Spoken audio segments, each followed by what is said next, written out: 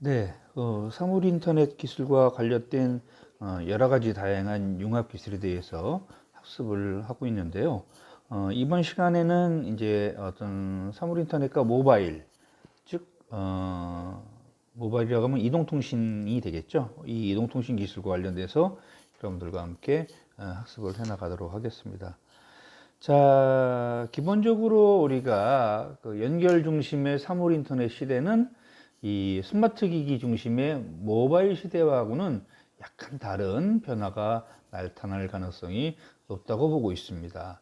자, 일단 기본적으로 모바일 시대다 하면 대개 앱 경제, 그리고 어떤 기본적으로 OS를 중심으로 하는 iOS나 아니면 안드로이드 같은 그런 OS를 중심으로 해서 기본적으로는 어쨌든 헤비한 그런 연결 중심의 네트워크가 구축되어 있다, 이렇게 한다고 하면 이제 앞으로 도래될 사물 인터넷 시대에는 다시 앱이 아니라 웹 중심의 개방형 어플리케이션 프로그램 인터페이스를 가진 그런 가변 연결의 시대가 될 것이다, 이렇게 전망을 하고 있습니다.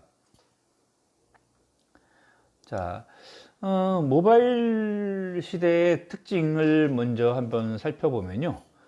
기본적으로 우리가 이제 ICT라고 하는 정보와 통신 기술이죠. 이 ICT 기술을 이용을 해서 최근 수년간 엄청난 변화와 혁신이 빠르게 진행되어 왔습니다. 그 중심에 모바일 디바이스라고 하는 부분이 있었다라는 것은 누구도 부인할 수 없겠죠. 2013년 매출을 기준으로 했을 때 스마트폰이 전체 가전시장의 33%라는 비중을 차지할 정도로 그 중요성과 비율이 굉장히 지대했죠. 모바일 스마트 기기, PC나 휴대폰, 태블릿 이런 것들의 비중이 전체 가전 매출의 56%에 달할 정도로 아주 어마어마한 규모로 성장을 했습니다. 이런 바탕에는 이렇게 이제 디바이스라고 하는 하드웨어적인 부분만 있는 것이 아니라 우리가 이제 SNS가 또 이때 한참 활성화됐죠. 국내에서는 여러분 카카오톡이나 밴드 같은 그런 것들을 많이 쓰시고요. 또 이제 해외에서는 페이스북이나 아니면 트위터 같은 이런 SNS들이 많이 소비자들을 가입시키면서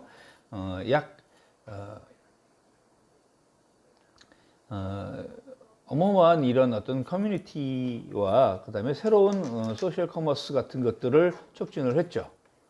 2014년도 1분기 기준으로 페이스북의 가입자가 12억 3천만 명이었다면 이 중에 약 10억 명, 한 80% 이상의 그 인구들이 모바일 기기를 통해서 이제 SNS를 사용했다는 겁니다. PC를 가지고 하지 않고, 그리고 유선 인터넷을 사용하지 않았다는 얘기예요.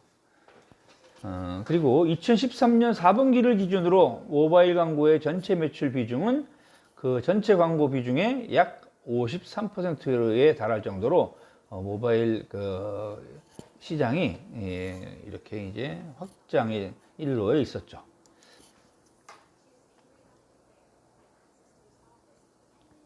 자, 이와 같은 모바일 시대의 특징은 몇 가지로 구분지어서 생각을 해볼 수가 있는데요. 첫 번째는 컴퓨팅 성능이라는 측면이고요. 또 두 번째는 앱에 대한 그 부분입니다. 그리고 세 번째로는 이제 엄청난 용량을 차지하는 데이터 트래픽들이 발생을 했었습니다. 그죠? 여러분들도 이제 예를 들면 카카오톡이다 하면 채팅만 하는 것이 아니라 화상 통화를 한다든지 했죠. 그리고 라이브 방송도 이제 가능해졌죠. 많이 쓰고 있었죠. 이렇게 되면서 대용량의 데이터 트래픽이 많이 발생을 했었습니다. 자, 그러면 이것들에 대해서 한번 살펴보도록 하면요. 먼저, 자, 컴퓨팅 모바일 시대의 중심에는 스마트폰이 있었는데요. 이 스마트폰의 그 기능이 상당히 뭐 진짜 괄목할 정도로 기능이 확장이 되고 기능이 좋아졌습니다. 거의 컴퓨터 능력을 보유하고 있다라고 얘기할 수 있을 정도가 됐었어요. 그래서 이제 그림에 보시는 것처럼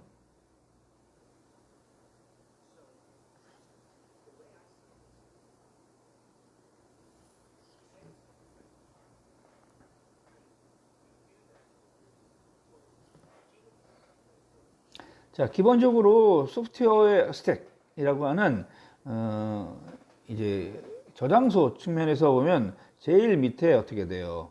이제 기본적으로 베이스밴드 칩이라고 하는 이런 기본적인 하드웨어 칩이 있고요. 그 위에 이제 커널이나 하드웨어 드라이버, 이것들은 뭐냐면 하드웨어 드라이버는 이런 뭐 예를 들면 컴퓨터나 프린터 같은 것들을 구동시킬 수 있는 소프트웨어죠.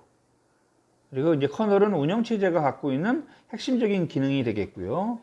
이제 이것을 다른 어플리케이션들과 연결할 수 있는 미드웨어들이 개발이 되었고, 그 위에 이 미드웨어를 통해서 여러 가지 다양한 그 어플리케이션들이 실행되는 환경을 만들었습니다.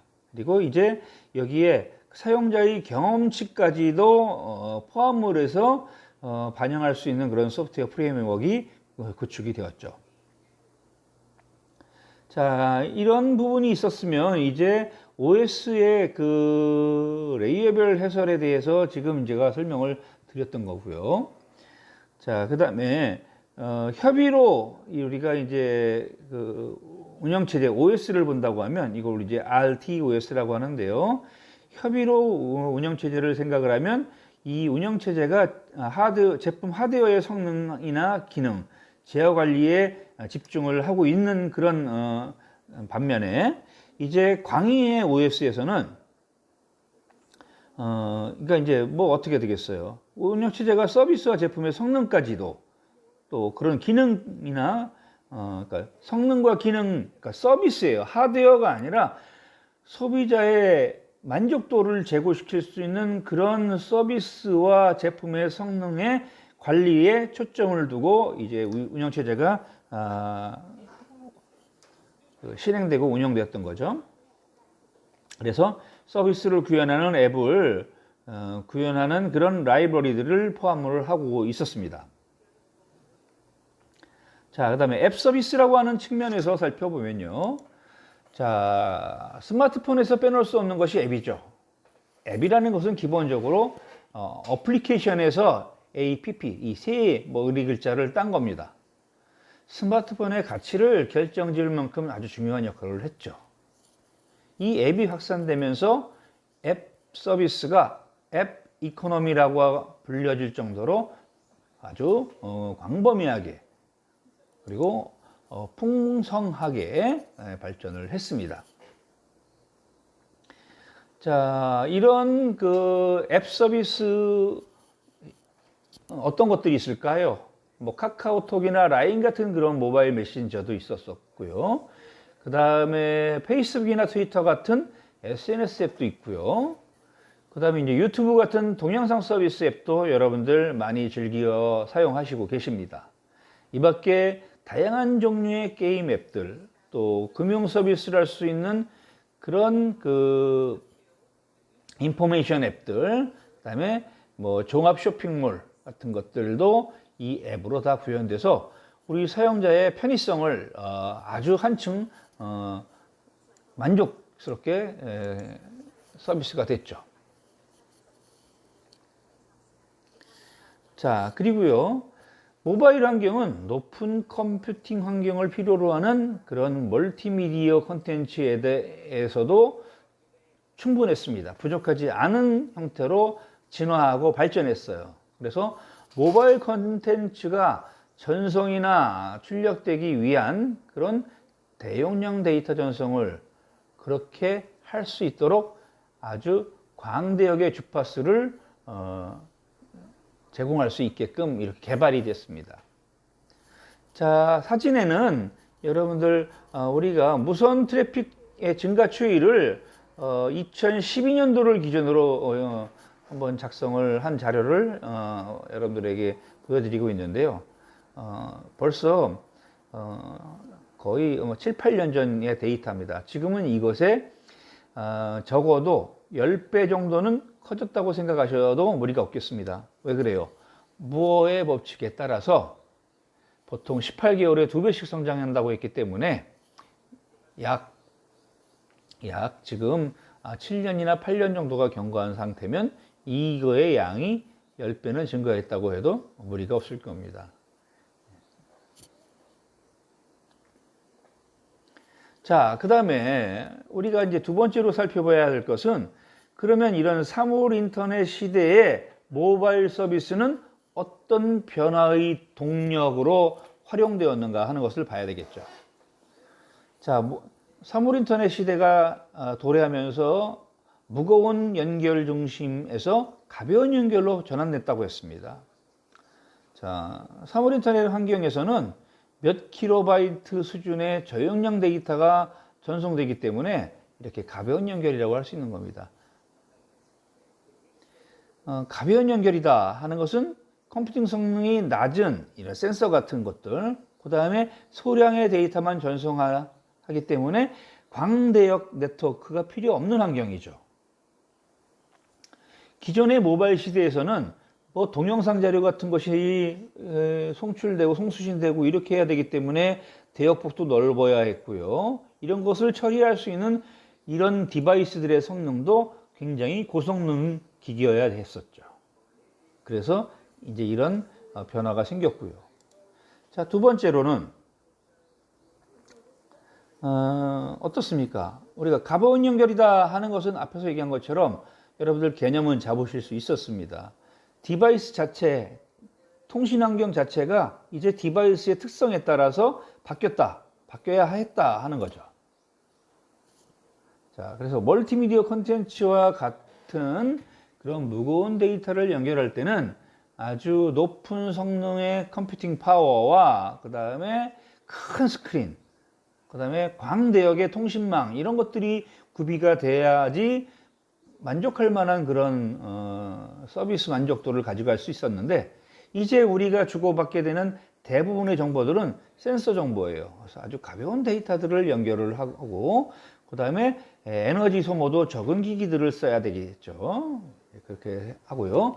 교체 주기, 라이프 사이클 자체도 내구성이 좋고 그 안에 실장되는 배터리는 예를 들면 반영구적인 그런 배터리가 탑재돼야 하는 그런 부분들이 이제 우리한테 과제로 다가온 겁니다.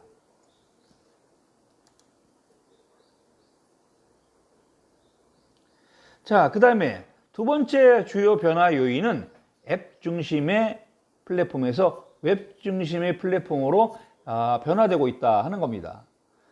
자, 사물 인터넷 서비스 기능을 구현할 때 기본적으로 사물에 내장되기보다는 인터넷이나 웹에서 그 필요한 서비스들을 제공을 하는 형태로 바뀌게 된 거죠. 그리고 이런 기기들을 제어하기 위해 탑재되는 OS도 이제는 크지 않고 가벼운 OS로 전환되고 있는 겁니다.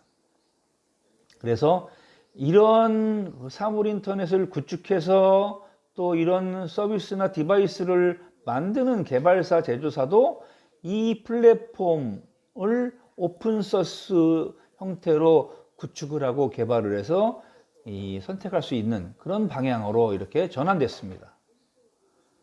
그래서 스마트 기기와 비교도 되지 않을 만큼 많은 사물들이 앱이 아닌 웹과 연결돼서 서비스가 될 것입니다. 우리 HTML5 이런 것들과 기기 제어가 가능한 웹 개발 언어들이 서로 진화하면서 서로 자극을 주고 이렇게 진화하면서 폐쇄적인 모바일 환경을 이제 오픈형의 개방적인 웹이 로 이제 전환되겠다 하는 거죠. 사물 인터넷 환경은 기존 운영체제를 개발했던 개발사들이 예를 들면 뭐 마이크로소프트 이런 데가 이제 주도권을 가질 수 없도록 웹 혹은 제조 영역에서 지배력을 가진 기업들의 영향력이 커질 것으로 이렇게 전망되고 있습니다.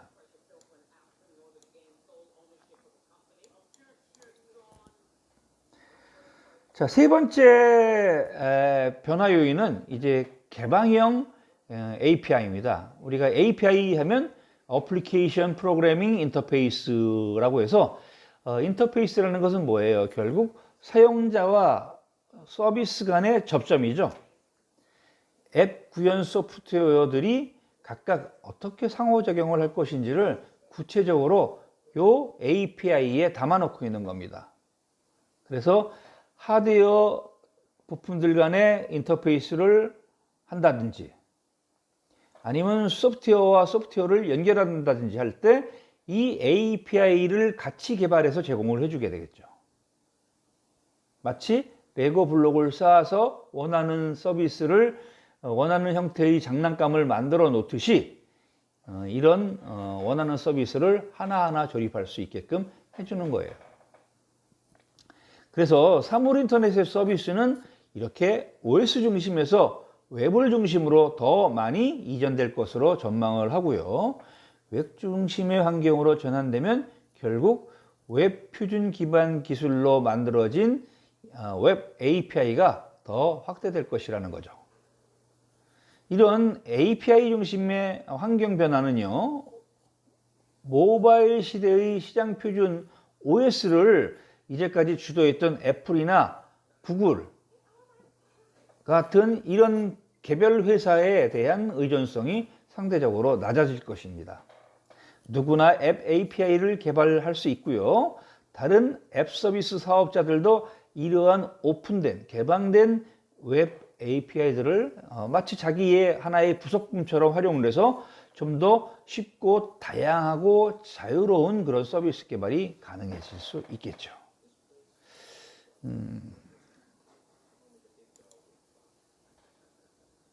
자, 그래서 이런 세 가지 변화를 바탕으로 해서 모바일 시대에서 사물 인터넷 시대로 이제 전환되면서 운영체제 중심에서 웹 중심으로, 무게원 연결 중심에서 가벼운 연결 중심으로 이렇게 바뀌어 나갈 겁니다. 이때 나타날 수 있는 특징을 세 가지로 정리해 보면 앱 개발 자체보다는 웹 표준이나 웹 API 같은 그런 웹의 소프트웨어적인 요소들을 누가 어떻게 더 디바이스에 잘 적용시킬 수 있는가, 이런 고민을 하고 이런 것들을 해결해 주는 기술을 가진 기업이나 개인들이 승승장구할 수 있다는 거예요. 기존의 앱 중심의 경제가 상당히 확장됐고 널리 퍼졌는데요. 이제는 다시 웹을 중심으로 하는 API 경제로 이렇게 진화 발전할 것이다 라는 겁니다. 그리고 기존의 무거운 연결 중심, 대용량 컨텐츠를 중심으로 소비됐던 이러한 그 서비스 시장이 이제 가벼운 연결 중심의 시스템으로 통합 및 전환을 할 것으로 이렇게 우리가 기대를 해볼 수 있다는 거죠. 자, 이제 이런 새로운 시도에 맞는 특징을 여러분들에게 지금 보이는 그림으로 제시를 해드렸어요. 자, 핵심 특징 어떻게 돼요? 기기가 점점 스마트해졌다 라는 걸 넘어서서 이제 초연결 시대로 넘어가는 겁니다. 기기가 똑똑해진 것을 넘어서 이제는 그 똑똑해진 기기가 산재해 있고 산지 사방에 다 있어요. 서로 다 연결되어 있기 때문에 내가 원하기만 하면 언제든지 써먹을 수 있죠. 자, 그 다음에 CPNT 중 지배적인 영역을 차지하는 것이 OS에서 웹으로 이렇게 전환되겠다 하는 겁니다. 이런 그 경제구도 자체도 앱 중심의 경제에서 이제는 어플리케이션 인터페이스, 즉 API 중심의 경제로 전환될 것으로 이렇게 전망합니다. 무게원 연결에서 가벼운 연결로 이렇게 바뀔 것이다라는 거죠. 자, 이렇게 해서 사물 인터넷과 모바일의 어떤 상호 관계, 영향 이런 것들에 대해서 종합적으로 한번 살펴봤습니다. 자, 여러분 학습하시느라고 수고하셨습니다.